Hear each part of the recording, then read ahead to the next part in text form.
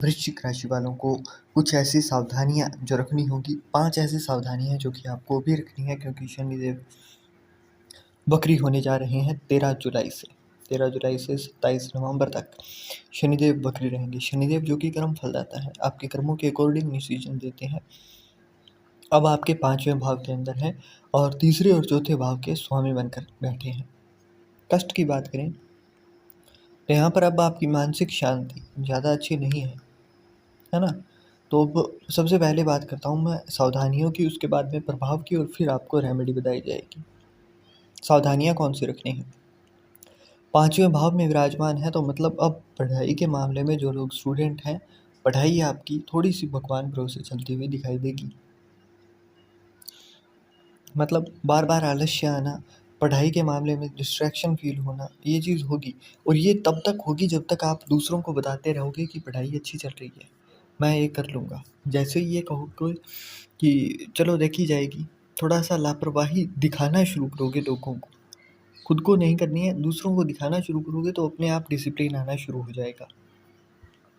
किसी को ये नहीं कहना है कि इस बार मैं निकाल लूँगा, अब नहीं कहना है। दूसरी बात, 5वां भाव जो है वो आपके लव रिलेशंस का भी होता है, आपके रोमांस का भी होता है। तो यहाँ पर जो आपका रोमांस हो वो सिर्फ कमरे के अंदर तक हो, मतलब जो भी आपकी गर्लफ्रेंड है, जो भी है, तो आपके और उसके बीच में क्या केमिस्ट्री है, वो चीज़ सिर्फ आपको और उनको पता हो, सीक्रेसी मेंटेन करनी होगी।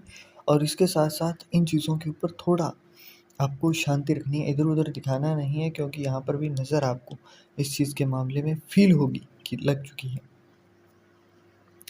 अगली चीज़, जहाँ पर जो लोग बिजनेस कर रहे हैं उनके लिए, आपका बिजनेस अगर मंदा चल रहा है या फिर अच्छा चल रहा है, आपको दोनों ही तरीके में ये नहीं कहना है कि स्वाद नहीं आ रहा है, मज़ा नहीं आ रहा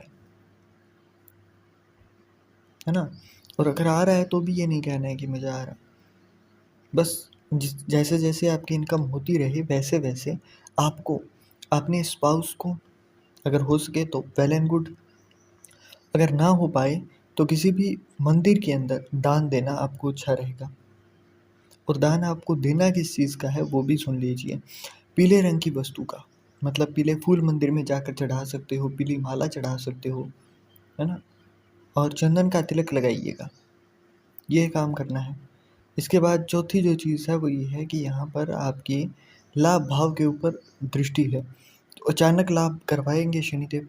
परंतु जैसे ही अचानक लाभ हो, आपको ये नहीं कहना होगा कि मैंने किया है ना, मैं कर रहा हूँ, मैंने किया है, ऐसा कहते ही वो दिखा देंगे कि कौन कर रहा है। तो जब भी लाभ हो आपको संयम रखना है। बहुत ज़्यादा जैसे एक मटका जो होता है वो जल से ऊपर तक भर जाता है तो वो छलकने लगता है, तो वैसे आपको छलकना नहीं है, जो भी आए बस वो शांत रहना है। जैसे बड़े बुजुर्ग हमारे कहते थे ना कि दान को गुप्त रखो, धन को गुप्त रखो, स्त्री को गुप्त रखो, तो वो इसीलिए कहा जाता था, क्योंकि जब तक गुप्त रखोगे तब तक बचे रहोगे।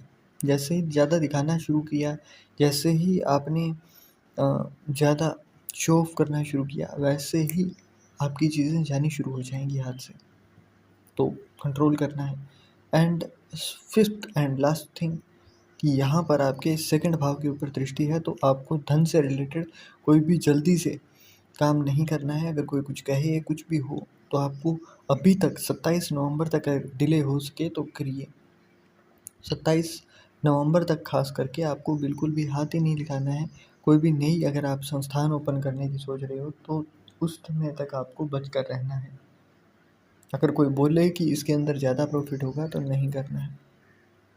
अब प्रभाव की बात की जाए तो प्रभाव आपको अच्छे देखने को मिलेंगे आपके पढ़ाई के मामले में। हायर स्टडीज़ जिनको करनी थी उनको भी, परंतु यहाँ पर हर्डल्स आएंगी। मतलब जो लोग पढ़ रहे थे उनके लिए एक बीच में रुकावट आई है, अभी तक आ गई होगी 29 मार्च के बाद से, है ना।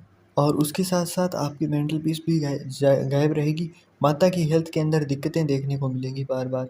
अगर ऐसे में आपको ट्रेवल का मौका मिले किसी मंदिर पर जाने का, जहाँ पर कि आप पैदल चल के जा सको, सीढ़ियाँ चढ़ सको, पहाड़ पर मतलब यात्रा पैदल चल कर जा सको, तो वो यात्रा आपने छोड़नी नहीं है, जाना है, क्योंकि उसके बाद आपका भाग्य बदल जाएगा और भाग्य बदलता हुआ दिखाई देगा। इसके साथ साथ फालतू की यात्राएं होंगी आपकी, मतलब फालतू के चक्कर लगेंगे। आप चक्कर काटोगे परंतु उसका नतीजा नहीं दिखाई देगा। तो ऐसा होगा बार-बार आपके साथ। और यहाँ से आपकी 7वीं दृष्टि लाभ भाव के ऊपर है, तो पैसा जितना भी आए आपको गिनना नहीं है। धन आए उसको गिनेंगे नहीं, और लाभ का 10वां हिस्सा आपको शुक्र मतलब गौ माता को देना है। गौशाला में दान कर सकते हैं या फिर खुद से हरा चारा देना शुरू कर सकते हैं, अच्छा रहेगा।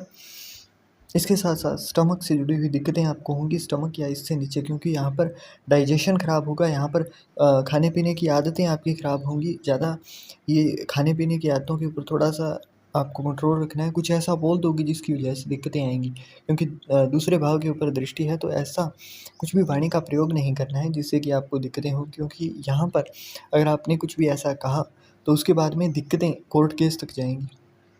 ये चीज़ याद रखनी है, और इस चीज़ में थोड़ी सी शांति रखनी है। जितनी ज़्यादा शांति रखेंगे उतना ही ज़्यादा आपके लिए अच्छा होगा। अब बात करें उपायों की, तो क्या करनी है?